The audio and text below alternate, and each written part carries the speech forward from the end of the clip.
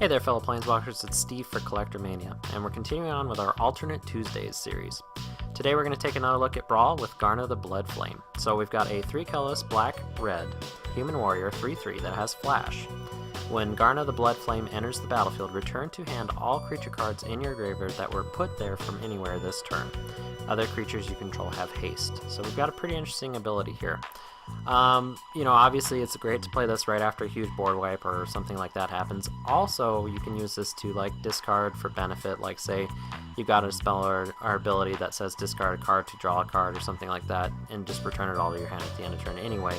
Can be really powerful. So we are a little bit limited because we are trying to build this in Brawl, so we don't have all the crazy tricks that we could have access to otherwise, but I actually think this works pretty well for Brawl. It's a pretty straightforward black-red beat-em-up deck that is pretty aggressive and doesn't really have too much of a alternate win condition outside of combat damage, but once again for this format I think it's going to work great. So with that, let's go ahead and break into the deck tech here.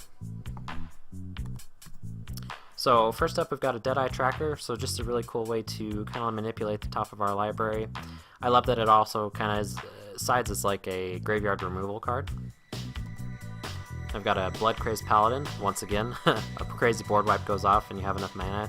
You can actually cast Garna and this guy, get a huge creature, get all of the other creatures that went to the graveyard back to your hand. So pretty strong synergy there. Direfleet Daredevil. Gifted Aetherborn, just a good way to stave off early game attackers. Glint Sleeve Siphoner, probably one of the best energy cards they'll print forever. I love this card. It's a really weird Phyrexian Arena that's really slow, but I don't know, for some reason it just holds a place in my heart because I guess I really like playing with it.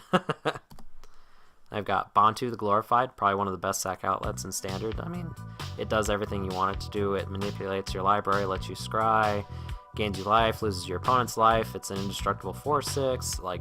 Yeah, what is there that we don't find on this card? I've got a Combat Celebrant. Having something like this in a deck that can recur it is actually really powerful. I've got a Dream Stealer. Rummaging Goblin, one of our ways to kind of loot and then get back with Garna.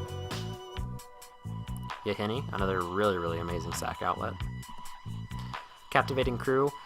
So we run a lot of sack outlets in this deck, as I've already mentioned, and having a way to gain control of our opponent's creatures and then use it as pseudo removal, gain control of it, sacrifice it to one of our effects, and then just get rid of the problem and have one of our abilities go off is really powerful. Then we've got Gonti, Lord of Luxury. Jasu Vess, amazing card that we're going to want to continue to get back to our hand, and when we get into the late game we can just start kicking it and making a bunch of zombies and then hopefully overwhelm our opponents and win that way. Ravenous Chupacabra.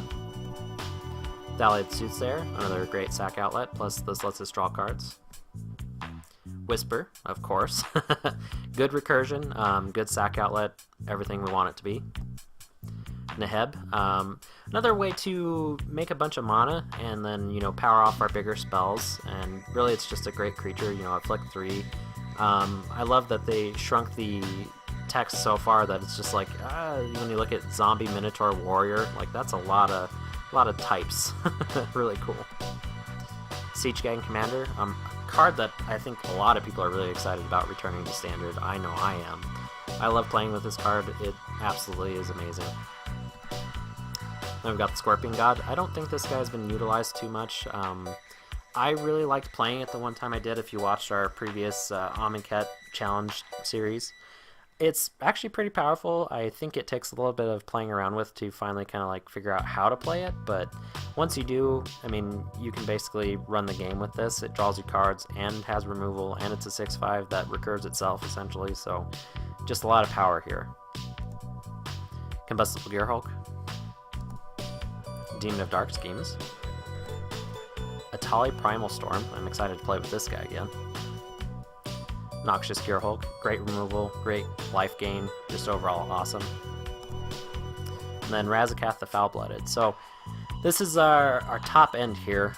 We really want to get to it though, that way we can start tutoring up all of our pieces and then start putting things together and start winning the game. Overall, really powerful card. It's going to be pretty tough for us to cast, but we can get it done. Then we've got our Planeswalkers, so we get Angrath the Flame Chained. A lot of really interesting abilities here. So 3 colorless, a black and a red, 4 loyalty beginning. +1, each opponent discards a card and loses 2 life, so that's worth it in my opinion already. -3, gain control of target creature until end of turn. Untap it, it gains haste until end of turn. Sacrifice at the beginning of the next end step if it has converted mana cost 3 or less. So either way, like I said, if we have a sack outlet on the board, we can use this, or if we don't even want to use our sack outlet and we just want to let it die to the ability if it's 3 or less, that also works.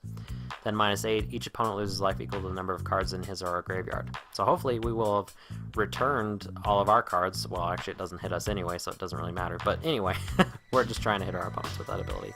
Planeswalker Ultimates, of course. Then I've got a Liliana Death's Majesty, so 3 colors, 2 black. Probably one of my favorite iterations of Liliana so far. I know I've said that in multiple videos, but this card is just a powerhouse. It's so good for Commander. Then I've got Argyle's Bloodfast. We're breaking into our enchantments here, so just a good card draw engine. It hurts us a little bit, but when it flips over, I mean, we can kind of recoup some of that life that we've lost by sacking a creature, so works pretty well. Then we've got our instance. We've got a Costly Plunder, so just a card draw spell plus sack outlet if we gain control of one of our opponent's creatures or just don't care to keep one of ours. Unlicensed Disintegration, probably one of the best removal spells in Standard. Well, in these colors at least. I should say that. Another new card, we've got a Dark Bargain, so 3 colors and a black, instant speed. Look at the top 3 cards of your library, put 2 of them into your hand and the other into your graveyard. Dark Bargain deals 2 damage to you. So once again, we really don't care about pitching something to our graveyard. Hopefully we have the mana to get Garna on the battlefield and recur it, or we just don't need it. Interesting card draw spell. I love that it's instant speed. The artwork's really funny, actually. I've got Vraska's Contempt, probably the best removal spell, as I accidentally said earlier. It just handles all the problems for you. It's so amazing. Once again, as I've said in multiple videos at this point, it's really expensive for a reason. I would try and find my copies. Then our Sorceries got a Cut and 2 Ribbons. Cut deals 4 damage to target creature, so removal. And then late game, if we have that Neheb out, we can actually cast this and destroy our opponents. So it says X 2 black, each opponent loses X life. So just win the game that way, really. Then a little bit of board wipe. We've got a Bontu's Last Reckoning. So not ideal, but it'll work for what we have to, use it for. I've got Mastermind's Acquisition, so a great way to get back exiled cards or just tutor up something. Hour of Devastation, probably our better of our board wipes. It's a powerhouse card. Basically everything loses indestructible and then deals 5 damage to all creatures and planeswalkers, so really, really good. Non-bolus planeswalkers, I should clarify. And then we've got Yawgmoth's Vile Offering, so I know I talked about this in another previous video as well, but it's an amazing spell. So as long as we've got a legendary permanent on the board, like our commander, or anything else really, 4 colors black, put up to 1 target creature or planeswalker from a graveyard onto the battlefield under control, so that could be ours, anybody's, it doesn't matter. Destroy up to 1 target creature or planeswalker, exile Yawgmoth's Vile Offering. So really good recursion, really good removal, just an amazing spell. And then we're breaking into our lands here. Of course, we've got an Arch of Vraska, a staple for Brawl, Canyon Slough, Cinder Barrens, Desert of the Fervent, good cycle lands, Desert of the Glorified, another cycle land, Dragon Skull Summit, Evolving Wilds, Memorial of 2 Folly, sorry. Enters the battlefield tapped. You can tap to pay, or receive a black to your mana pool.